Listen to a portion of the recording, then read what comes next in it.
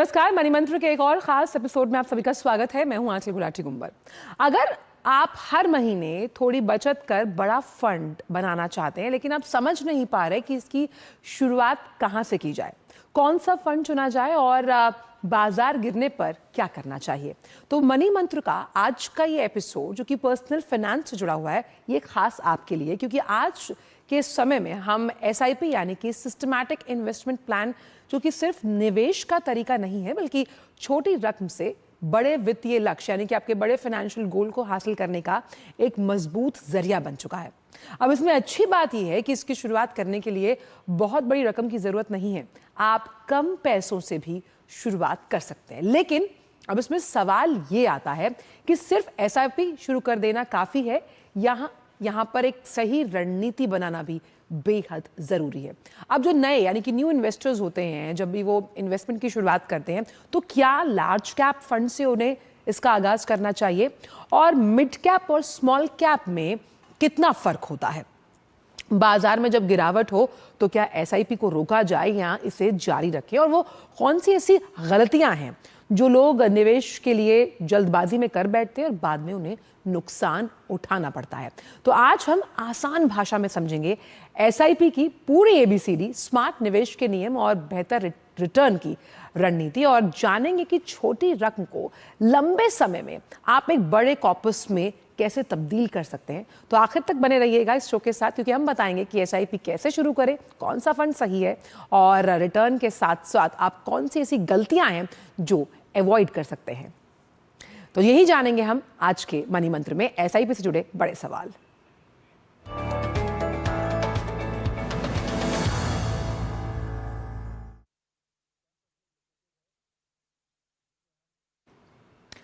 तो जैसा कि हमने आपको कहा कि एसआईपी की एबीसीडी, इसे हम सबसे पहले आपके लिए फाइनेंशियल टर्म्स में आसान करते हैं कुछ ग्राफिक्स के जरिए। तो एसआईपी यानी कि आप छोटी रकम को इन्वेस्ट करते हैं, तो यानी किस तरह से आप इसकी शुरुआत करते हैं, आइए सबसे पहले वो करते हैं आपके साथ साझा।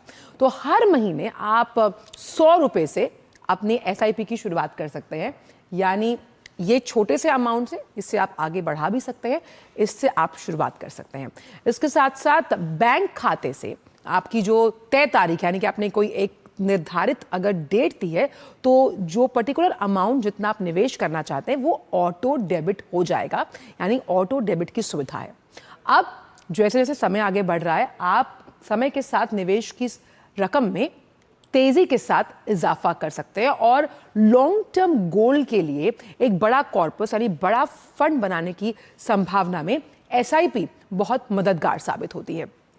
इसके साथ साथ आप ये समझिए कि छोटी रकम यानी कि हमने 100 रुपए की अगर बात की, तो आप इससे बड़े फाइनेंशियल गोल को पूरा कर सकते हैं, और साथ ही बाजार के उतार चढ़ाव का असर समय के साथ कहीं ना कहीं कम होता है, और हर महीने आपकी वो एक बचत की जो हैबिट है वो बढ़ जाती है, यानी कि आपको पता है कि आपकी इस पूरी इनकम में से इतना अमाउंट आपको एसआईपी के लिए निकालना ही है। चलिए, तो शुरुआत हमने की कि कैसे एसआईपी, एबीसीडी यानी कि कुछ बेसिक पॉइंट्स, लेकिन आखिरकार इतनी खास ये इसलिए है क्योंकि बहुत ही छोटी रकम से आप इसकी शुरुआत कर सकते हैं, यानी कि एक मुश्त आपको बड़ा अमाउंट नहीं चाहिए, आप छोटे अमाउंट से भी इसकी शुरुआत कर सकते हैं। और इसके साथ साथ क्योंकि जब आप एक बहुत बड़ा अमाउंट लगाते हैं तो डर रहता है, अब इसमें क्योंकि छोटे अमाउंट से शुरुआत होती है तो रिस्क एपेटाइट भी कम रहता है। इसके साथ साथ आप कैसे बाजार गिरने पर भी ज्यादा यूनिट का आपके पास मौका है, यानी कि आप जो बाजार के उतार चढ़ाव है, एसआईपी उससे बहुत कम प्रभावित रहती है। साथ ही आपके निवेश को कहीं ना कहीं बैलेंस करने में बहुत मददगार साबित होती है एसआईपी। हम कहते हैं ना कि हम अपने पोर्टफोलियो का बाइफिकेशन करते हैं, उस लिहाज से बैलेंस्ड अप्रोच क्या होनी चाहिए इन्वेस्टमेंट के लिए, एसआईपी उसमें मददगार साबित होती है। साथ ही साथ एसआईपी रकम बढ़ाने या रोकने की सुविधा भी आप में उसमें है। अगर आपको कम रकम लगानी है, आपको लगता है कि उसके बाद मुझे इसकी फ्रीक्वेंसी बढ़ानी है रकम की, तो आप वो भी बढ़ा सकते हैं। आप अपनी सुविधा अनुसार, वो कहते हैं ना कि स्वाद अनुसार नमक और सुविधा अनुसार निवेश करना, और ये आपकी एक हैबिट में शामिल हो जाएगा कि कैसे आप इस आदत को लगातार विकसित करेंगे, और इस आदत से आप स्मार्ट निवेश के साथ साथ स्मार्ट प्लानिंग के रास्ते पर भी आगे चल पड़ेंगे। तो इसीलिए एसआईपी में निवेश करना बेहद खास होता है। लेकिन अब एसआईपी की जब हमने बात की तो हमने large cap, mid cap, small cap funds का नाम शुरुआत में किया। लार्ज कैप फंड्स की तरफ आपको लिए चलते हैं तो मार्केट कैप के हिसाब से 100 टॉप कंपनियां लार्ज कैप में होती हैं। मिड कैप में ये जो रेशियो है वो 101 से 250 रैंक वाली कंपनियों का होता है, और स्मॉल कैप में जो 250 रैंक के बाद कंपनीज होती हैं वो शामिल होती हैं। यानी कि अगर आपने अपना कुछ पैसा लार्ज कैप में लगाया है तो उस हिसाब से कंपनीज का हमने आपको रेशियो बताया। वहीं जो लार्ज कैप फंड्स होते हैं वो कहीं ना कहीं बहुत बैलेंस्ड और स्थिर और एक स्थापित कारोबार, यानी कि उनका जो, अगर आप उनके बैलेंस शीट देखते हैं तो वो कहीं ना कहीं बहुत ज़्यादा बैलेंस्ड होती हैं। अब मिड कैप से अगर इसकी कंपैरिजन की जाएगी यानी कि लार्ज कैप में, तो ग्रोथ की संभावना ज़्यादा होती है, इसलिए लोग ज़्यादातर मिड कैप में निवेश करना प्रेफर करते हैं। लेकिन स्मॉल कैप में तेज ग्रोथ की वजह से ये एक बहुत बड़ा फैक्टर होता है, और लार्ज कैप की जब हम बात करते हैं उनकी वैल्यूएशन ज़्यादा होती है, तो स्मॉल कैप में तेज ग्रोथ की संभावना होती है। इसीलिए लोग अपने एक मुश्त अमाउंट को, यानी जब वो एसआईपी में निवेश करते हैं, सो स्मॉल कैप उनके लिए एक बेहतरीन ऑप्शन बन जाता है। इसके साथ ही जब हम लार्ज कैप फंड्स की बात कर रहे हैं तो उतार चढ़ाव का, यानी कि आप बाजार को आप टाइम नहीं कर सकते, बाजार कभी वॉलेटाइल होता है, कभी बहुत धीमा होता है, तो उतार चढ़ाव का असर अगर इसकी तुलना की जाए मिड कैप और स्मॉल कैप से तो कम रहता है। वहीं मिड कैप में ये दो धारी तलवार है, क्योंकि यहाँ पर जोखिम भी ज़्यादा है और रिटर्न भी, तो आपको बहुत सोच समझकर एक बैलेंस्ड अप्रोच लेकर चलना पड़ेगा। वहीं स्मॉल कैप में इसमें उतार चढ़ाव के साथ साथ जोखिम ज़्यादा है, तो अगर आप लंबे समय के लिए निवेश की ज़रूरत को मान रहे हैं तो पेशेंस इज़ द की जब आप एसआईपी के ज़रिए एक बड़ा कॉर्पस इकट्ठा करने की बात करते हैं। और इसके साथ साथ लार्ज कैप जो होता है वो नए निवेशकों की पहली पसंद माना जाता है। मिड कैप की जब आप बात करते हैं तो लंबी अवधि, यानी अगर आपका एक फाइनेंशियल गोल लॉन्ग टर्म आपका पर्सपेक्टिव है तो मिड कैप आपकी चॉइस होता है। उसके साथ साथ स्मॉल कैप के लिए लंबे समय और धैर्य की ज़रूरत होती है। तो ये छोटी छोटी टिप्स और ट्रिक्स है, लेकिन इन्हें बहुत ही विस्तार से रीडिंग बिटवीन द लाइंस करने के लिए दो बेहद खास मेहमान मौजूद हैं। और आज हमारे साथ डॉक्टर NC महेश्वरी साहब हैं, अध्यक्ष फॉरसाइट ग्रुप, स्टूडियो में मौजूद है। आपका बहुत बहुत स्वागत है महेश्वरी साहब। और साथ ही साथ धीरेन्द्र कुमार जी जुड़े हुए हैं, CEO वैल्यू रिसर्च, आपका भी बहुत बहुत स्वागत है। महेश्वरी साहब, शुरुआत आपसे करते हैं। एसआईपी को लेकर बहुत से सवाल लोगों के मन में आते हैं, लेकिन सबसे पहला और फॉरमोस्ट क्वेश्चन यही होता है कि मुझे कितनी रकम से एसआईपी की शुरुआत करनी चाहिए, और क्या इस रकम को बाद में मैं घटा बढ़ा सकता हूं अपने रिटर्न के लिहाज से? सबसे पहले तो आपको मैं बड़ा अच्छा धन्यवाद देना चाहूँगा। आपने इनिशियल जो इंट्रोडक्शन में काफ़ी इंपॉर्टेंट चीज़ की एसआईपी क्या है, क्या इसके फीचर्स हैं, काफ़ी अच्छे आपने कवर कर दिए हैं। और आपने पहले ही बता दिया है कि इसमें कोई मिनिमम अमाउंट बहुत जस्ट 100 रुपीज़ है। आप किस भी अमाउंट में आप लगा सकते हैं। आप मल्टीपल एसआईपी भी खोल सकते हैं। आप ये भी कर सकते हैं कि लार्ज फंड के लिए अलग करें, शॉर्ट फंड के लिए अलग करें, मिड के लिए अलग करें, और डायरेक्ट आप बहुत बड़ा फील्ड अवेलेबल है। आप चाहें तो डायरेक्ट ETF की एसआईपी कर सकते हैं, आप म्यूचुअल फंड की कर सकते हैं। आजकल सारे अच्छे ब्रोकर्स भी डायरेक्ट आप शेयर्स में भी एसआईपी कर सकते हैं। आप एक फंड लाइक आपको एक्स कंपनी का शेयर पसंद है तो आप अपने टर्मिनल पे सुविधा डाल सकते हैं कि हर 5 तारीख को या 10 तारीख को जो भी आपकी प्री डिटर्मिनेड रेट है आप एक्स अमाउंट का शेयर्स लगा सकते हैं। तो ये फ्लेक्सिबिलिटी डिपेंड करती है आपने ETF लिया है या शेयर्स के थ्रू ले रहे हैं या कहाँ ले रहे हैं, बट आपको फ्लेक्सिबिलिटी, आप अगर उसी अमाउंट को चेंज नहीं करेंगे तो आप नए अमाउंट से नई एसआईपी जोड़ सकते हैं। बिकॉज अगर हम पुराने अमाउंट को ही चेंज करेंगे तो उसमें आपको बैंक्स में अथोराइजेशन का इशू है, ETF का इशू है। तो जनरली प्रैक्टिकल ये है कि आप एक नई एसआईपी को ले सकते हैं। तो मुझे लगता है कि सबसे अच्छा जो आपने इम्पोर्टेंट चीज़ समझाई कि गागर में सागर, ये एक बूंद बूंद निवेश से आप एक बहुत बड़ा सागर बना सकते हैं।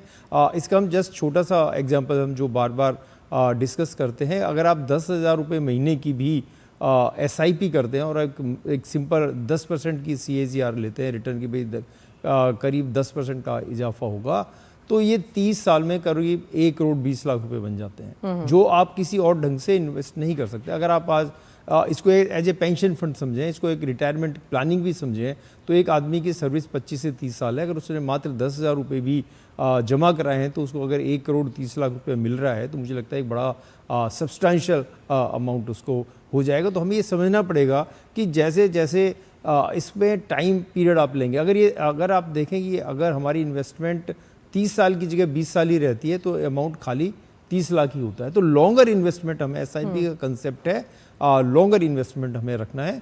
दूसरा, आपने एक बड़ा इंपॉर्टेंट इशू लिया कि मार्केट जब गिर रही है तो हमें क्या करना है।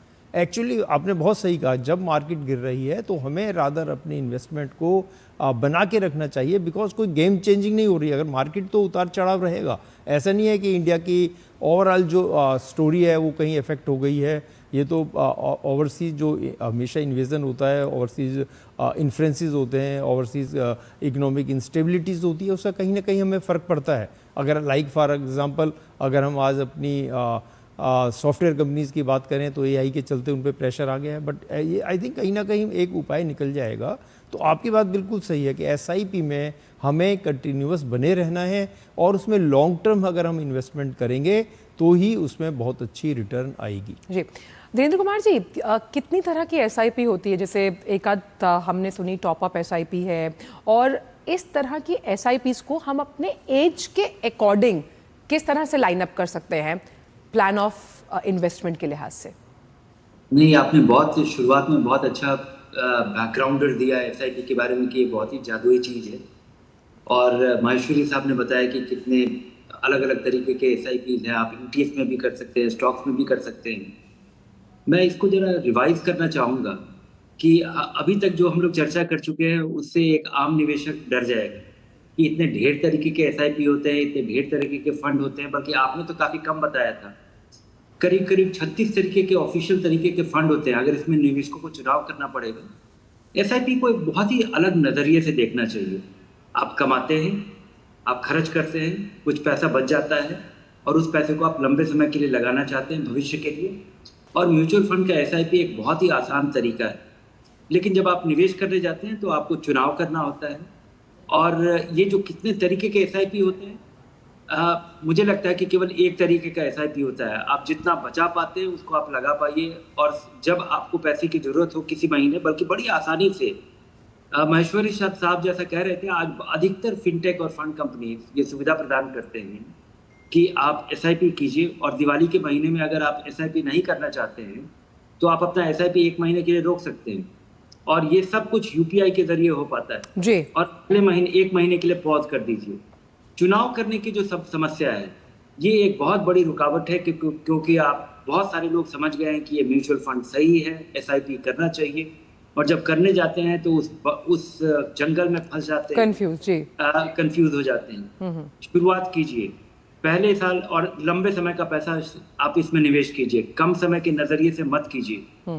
और पहले साल इसका इन्वेस्टमेंट का वैल्यू भी मत देखिए, क्योंकि ये सारा जादू आपको 2-3 साल के बाद पता चलता है। जब आप 5,000 रुपये लगाते हैं और 60,000 रुपये आपका साल में इन्वेस्ट होता है, 1,80,000 लगा, और जब इसको आप रोज रोज देखते रहते हैं, अगर आप कोई पेड़ लगाते हैं तो रोज खोद के उसके अगर आप तरक्की देखेंगे तो पेड़ कभी जम ही नहीं पाएगा। तो इसको थोड़ा समय दीजिए और शुरुआत कीजिए। शुरुआत में बहुत सारी रुकावटें हैं, और खासकर शुरुआती नए निवेशक के लिए, क्योंकि खर्चे के साधन ढेर सारे हैं, और आपके पास हल्का सा पैसा जब 5-6 महीना इकट्ठा होता है तो आपको कोई खर्च याद आ जाता है, कुछ जरूरी हो, कुछ गैर जरूरी हो, कुछ इम्पल्सिव स्पेंडिंग हो, जिसमें खर्च हो जाता है। तो लोगों को शुरुआती दौर नजरिया तो ये होना चाहिए। और कहाँ से शुरुआत करें, जैसा आपने कहा, आंख बंद करके आप किसी भी फंड में, अगर आप 5 साल के लिए पैसा लगा रहे हैं तो कोई भी एक अच्छा फंड, स्मॉल कैप हो, मिड कैप हो, लार्ज कैप हो, अग्रेसिव हाइब्रिड फंड हो, आप लगाइए। हाँ, निवेशकों की शुरुआत आम तौर पे पिछले दिनों जो खासा अच्छा रिटर्न जो फंड दिया है उससे शुरुआत करते हैं। जी ये एक उचित रास्ता नहीं है, क्योंकि पिछले दिनों, और क्योंकि बाजार बिल्कुल जैसा आप बता रही थी कि बाजार बहुत वॉलेटाइल है, बाजार अभी वॉलेटाइल नहीं हुआ है। बाजार का चरित्र ऐसा है, बाजार हमेशा वॉलेटाइल है, बाजार खुलता ही है ऊपर नीचे होने के लिए, और कम समय में कई बार ये गिरता भी है, और ये गिरना बाजार का आपके लिए मौका है। लंबे समय में बाजार हमेशा बढ़ता है। अगर आप कभी भी देखें 3 साल, 5 साल, 10 साल एसआईपी का रिटर्न, तो ये आम तौर पे पॉजिटिव या सब्सटैंशियली पॉजिटिव होता है। और बल्कि इसीलिए कुमार साहब कहते हैं कि बाजार का गिरना भी बाजार की सेहत के लिए अच्छा होता है। महेश्वरी साहब, क्योंकि हमने कंपाउंडिंग के जादू की हम बात कर रहे हैं, भाई आप जितना अमाउंट लगाते हैं और हम कुछ देर के लिए भूल जाएं, लेकिन जैसे हम इम्पल्सिव बाइंग नहीं करते, तो क्या इम्पल्सिव निवेश भी कहीं ना कहीं खतरे की घंटी है जब हम एसआईपी की बात करें, क्योंकि आपके पास ऑप्शंस बहुत हैं और बहुत ही कैलकुलेटिवली आपको आगे चलना है? आई थिंक ये बहुत ही और आपने महत्वपूर्ण सवाल लिया है। पहले हमें ये समझना होगा इम्पल्सिव बाइंग या इम्पल्सिव इन्वेस्टमेंट क्या है। अगर हम एक सेट पैटर्न को फॉलो करते हैं, मुझे लगता है कि लाइक हमने एक डिसिप्लिन इन्वेस्टमेंट की कि मुझे हर फर्स्ट वीक में इन्वेस्टमेंट करनी है और मार्केट डाउन है या तेज़ है मैं कर रहा हूँ, तो मैं उसको रादर एक डिसिप्लिन इन्वेस्टमेंट कहूँगा, इम्पल्सिव इन्वेस्टमेंट नहीं कहूँगा। इम्पल्सिव में इशू कहाँ आता है, जहाँ मैं किसी को फॉलो कर रहा हूँ, मुझे पता लगा कि मेरे एक फ्रेंड ने बिना जाने समझे एक्स इन्वेस्टमेंट कर ली और मैंने उसके देखा देखी वाई इन्वेस्टमेंट में पार्टिसिपेट कर लिया। जैसे आपने बताया कि मैं पहली बार फ्रेश इन्वेस्टर हूँ और मैंने सीधा ही स्मॉल कैप में कर लिया, और स्मॉल कैप में आपने बहुत सही बताया कि बहुत ही ज़्यादा चांस है कि मार्केट बहुत वॉलेटाइल जो होगी, वॉलेटाइल तो होगी और बहुत वाइल्ड वॉलेटाइल होगी। हो सकता है कि उसके इन्वेस्टमेंट करते ही 20%, 10% या 25% भी एक साथ डाउनफॉल हो जाए। तो इस केस में क्या होगा, इन्वेस्टर को कहीं ना कहीं एक छोटा सा धक्का लगता है। तो इस तरह की जो इम्पल्सिव है, जहाँ बिना समझे, मुझे लगता है जो हम बार बार डिस्कस करते हैं कि हमें अपनी ज़रूरत को समझना है और अपनी सेविंग को समझना है। ये एसआईपी का जो प्रोडक्ट है वो बेसिकली वेल्थ क्रिएशन है लॉन्ग टर्म का, ये day to day trading profit नहीं है। तो हमें कंसेप्ट क्लियर होना चाहिए कि मेरी पास इतना डिस्पोजेबल इनकम है, मैं ये सरप्लस है, उसका एक पार्ट मुझे इन्वेस्टमेंट में लगाना है, उस एक इन्वेस्टमेंट के एक पार्ट का कुछ मैं एफडी में रखूँगा और कुछ मैं पैसा अपना म्यूचुअल फंड में लगाऊंगा या शेयर्स मार्केट में लगाऊंगा। अब जब शेयर मार्केट में या म्यूचुअल फंड की बात करते हैं तो एसआईपी उसको डिप्लॉय करने का एक तरीका है। आप इसको एक थोड़ा सा लोगों को समझना पड़ेगा कि एसआईपी एक मैनर्स ऑफ इन्वेस्टमेंट है, कोई अलग से प्रोडक्ट नहीं है। अल्टीमेटली एसआईपी की जो इन्वेस्टमेंट की रिटर्न है वो स्टॉक मार्केट के रिटर्न पे ही डिपेंड करती है। तो ऐसा नहीं है कि एसआईपी में इन्वेस्टमेंट करते ही मेरा सारा रिस्क फ्री हो गया। जितना मार्केट चलेगी उतना ही एसआईपी चलेगी। कुछ जैसे हम सिंपल लैंग्वेज में लोगों को समझाते हैं कि आप पहले चेक से पेमेंट करते थे, अब आपने यूपीआई से पेमेंट कर दी, लेकिन उससे कोई आपके प्रोडक्ट की क्वालिटी नहीं बढ़ गई। आपने टीवी खरीदा और आपने चेक से पेमेंट करी या यूपीआई से पेमेंट करी तो उस टीवी की क्वालिटी पे कोई इफेक्ट नहीं है। तो ऐसे ही एसआईपी एक इंस्ट्रूमेंट है, बिल्कुल एक डिसिप्लिन्ड इन्वेस्टमेंट का तरीका है और हमें उसको उस ढंग से नजरिए से समझना है। बिल्कुल, आपने बहुत इंपॉर्टेंट बात की। जब हम वेल्थ क्रिएशन की बात कर रहे हैं, उस वेल्थ क्रिएशन के रास्ते में एसआईपी आपके सारथी की तरह आपके साथ काम करता है। अलग अलग फंड्स का आपने जिक्र किया, लेकिन बात करेंगे हाइब्रिड और डेट फंड में किस तरह से आप अपने विकल्प का चुनाव कर सकते हैं फाइनेंशियल गोल्स के लिहाज से। वक्त एक छोटे से ब्रेक का है, ब्रेक के उस पार आकर जानेंगे डेट फंड और हाइब्रिड फंड किस तरह से आप कर सकते हैं चुनाव। जुड़े रहिए एसआईपी की एबीसीडी मनी मंत्र के इस खास शो के साथ। घर का खर्च चलाने के लिए रोहन की पढ़ाई वाली एफडी तोड़नी पड़ी और उसके डॉक्टर बनने का सपना भी। काश तुमने जाने से पहले टर्म लाइफ इंश्योरेंस लिया होता। पॉलिसी बाजार ऐप पर 1 करोड़ का टर्म इंश्योरेंस सिर्फ 410 रुपए महीने से शुरू। मेरी पसंद, मेरी पसंद, मेरी पसंद, मेरी पसंद, हमारी पसंद, हम सबकी पसंद। मजबूत देश का मजबूत सरिया हो गया स्टील। ब्रेक के बाद स्पीकर स्वागत। आप देख रहे हैं हमारा खास शो मनी मंत्र। आज हम चर्चा कर रहे हैं एसआईपी के बारे में। हमारे साथ दो बेहद खास मेहमान जुड़े हुए हैं। धीरेन्द्र कुमार जी का रुख करते हैं। धीरेन्द्र जी, डेट फंड और हाइब्रिड फंड, यानी कि सबसे पहले तो हम ये जानना चाहेंगे कि अगर आप एसआईपी के जरिए इनमें निवेश कर रहे हैं तो आपके लिए बेस्ट ऑप्शन क्या रहेगा? डेट फंड का उद्देश्य बिल्कुल ही अलग होता है। आप कंजर्वेटिव इन्वेस्टर हैं, आप अपनी पूंजी को चाहते हैं कि काफ़ी हद तक काफ़ी सुरक्षित रहे, तो आपको डेट फंड में लगाना चाहिए। ये आप इसको समझिए कि ये आपके लिए फिक्स डिपॉजिट का विकल्प हो सकता है। फिक्स डिपॉजिट और डेट फंड में एक बड़ा अंतर ये है कि अधिकतर फिक्स डिपॉजिट आपको रिटर्न की गारंटी देते हैं, म्यूचुअल फंड के डेट फंड आपको रिटर्न की गारंटी नहीं देते। तो ये एक कंजर्वेटिव इन्वेस्टर के लिए एक सुरक्षित आमदनी या स्टडी तरीके से ग्रोथ का एक जरिया है। और ये जो हाइब्रिड फंड है ये अलग अलग तरीके के हैं। हाइब्रिड फंड जो कि सब्सटैंशियली इक्विटी है, ये बहुत ही कारगर जरिया है, एक व्हीकल है, जिसमें कि एक निवेशक जो कि इक्विटी से डरता है और इक्विटी के उतार चढ़ाव से उसे बड़ी घबराहट होती है, उसके लिए अग्रेसिव हाइब्रिड फंड एक ऐसा जरिया है जिसमें कि वो काफ़ी आसानी से इन्वेस्ट कर पाता है। बाजार की गिरावट उसमें उतनी नहीं दिखती है जी। बाजार की अधिकतर बढ़त का वो फायदा उठा पाता है। बल्कि इसका एक दूसरा फायदा ये है कि बाजार जब गिरता है और हाइब्रिड फंड का जो रीबैलेंसिंग का जो प्रिंसिपल है, उसमें बिना आप जब बाजार गिरता है तो फंड मैनेजर इक्विटी खरीदता है, जब फंड बाजार बढ़ता है तो रीबैलेंसिंग की वजह से इक्विटी कम करता है। इसके वजह से अगर बाजार का एक ऐसा दौर आया जिसमें बाजार लंबे समय तक कहीं नहीं जाता है, तो यहाँ पे अग्रेसिव हाइब्रिड ये इस तरह के हाइब्रिड फंड इक्विटी से ज़्यादा कारगर देखते हैं। तो शुरुआती निवेशक के लिए और खासकर कंजर्वेटिव शुरुआती निवेशक के लिए जिसने 10-20 साल से निवेश कर रहा है या पैसे बचा रहा है और उसको इक्विटी से बहुत डर लगता है, उनके लिए शुरुआती दौर में हाइब्रिड फंड ही उचित जरिया है लगाने के लिए। महेश भाई साहब, क्योंकि जैसे हम शेयर मार्केट पे जब डील करते हैं तो हम देखते हैं कि कौन से ऐसे सेक्टर्स हैं जो इकोनॉमी के ग्रोथ के लिहाज से इम्पॉर्टेंट है। ऐसे में फंड्स के चुनाव को भी क्या सेक्टोरल ग्रोथ से आंका जा सकता है, और सबसे बड़ा मिथ एसआईपी को लेकर क्या है जो आपको लगता है कि इस मंच के माध्यम से हम तोड़ सकते हैं? देखिए I think last question first जो मिथ है, मैं जब भी मार्केट में डील करता हूँ, इतने इन्वेस्टर्स से बात करता हूँ, तो उनको शायद कहीं ना कहीं ये थोड़ा सा भ्रांति है कि एसआईपी एक रिस्क फ्री प्रोडक्ट है। तो एसआईपी में जैसे मैंने अभी डिस्कस किया कि एसआईपी रिस्क फ्री प्रोडक्ट नहीं है, इसमें जो ग्रोथ होगी ये मार्केट पे ही डिपेंड करेगी।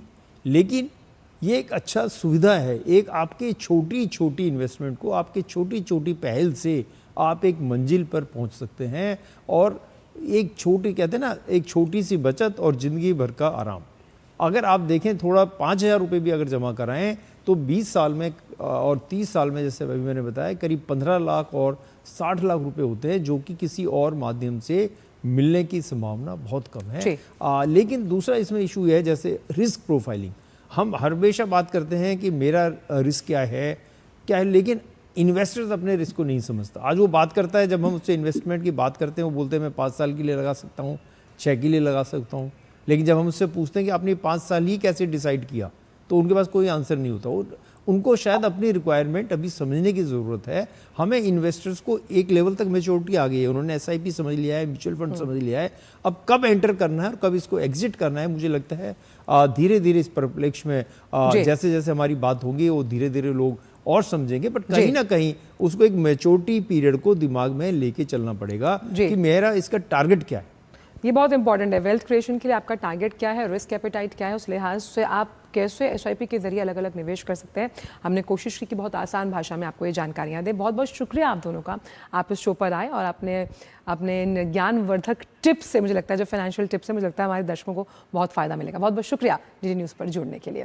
तो एसआईपी के निवेश की जब हम बात कर रहे हैं तो कुछ थंब रूल्स बहुत ही क्रिस्प और प्रिसाइज मैनर में आइए अब इस डिस्कशन के निचोड़ के लिहाज से आपको साझा करते हैं। तो सबसे पहली बात यहाँ पर ये है कि लंबी अवधि के लिए जब हमने चर्चा की तो इस चर्चा का निचोड़ ये है कि आप लंबी अवधि के लिए निवेश करें, यानी कि एक लंबा गोल सेट करें।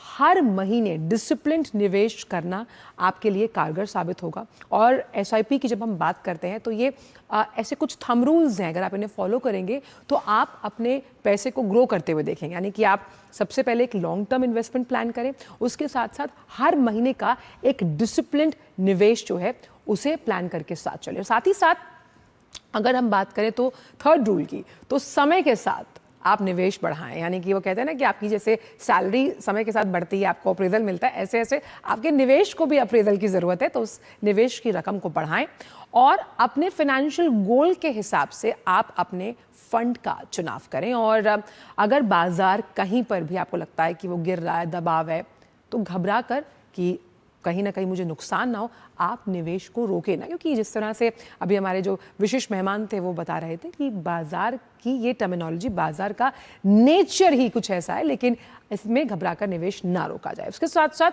कौन सी वो गलतियां हैं जो आपको नहीं करनी है, इसका निचोड़ ये है कि बिना किसी गोल के आप निवेश ना शुरू करें। वो कहते हैं ना कि आपके पास शॉर्ट टर्म, लॉन्ग टर्म कोई ऐसा फाइनेंशियल गोल ज़रूर होना चाहिए जिसके ज़रिए आप निवेश शुरू करना चाहते हैं।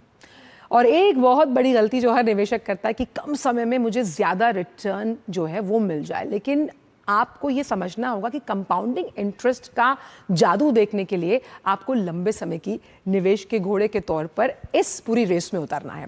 साथ ही साथ दूसरों की सलाह पर आंख बंद कर निवेश ना करें कि अगर किसी ने एसआईपी में निवेश के जरिए निवेश किया और लार्ज कैप से उसको ज़्यादा फायदा हुआ, तो हो सकता है कि वो आपके लिए सही हो, क्योंकि वो उसके फाइनेंशियल गोल्स, उसकी वेल्थ क्रिएशन की एसेट और बाइफिकेशन के हिसाब से उसके लिए सही हो सकता है, आपके लिए नहीं।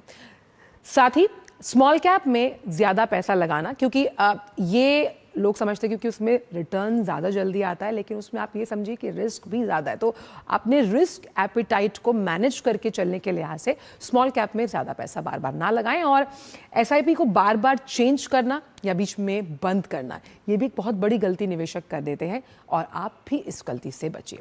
तो आज मनी मंत्र में हमने कोशिश की कि हम एसआईपी की ABCD और उसके तमाम वो टिप्स और ट्रिक्स आपसे करें साझा, और पर्सनल फाइनेंस से जुड़े इस शो में हम इसी तरह के मुद्दे आपके लिए लाते रहेंगे।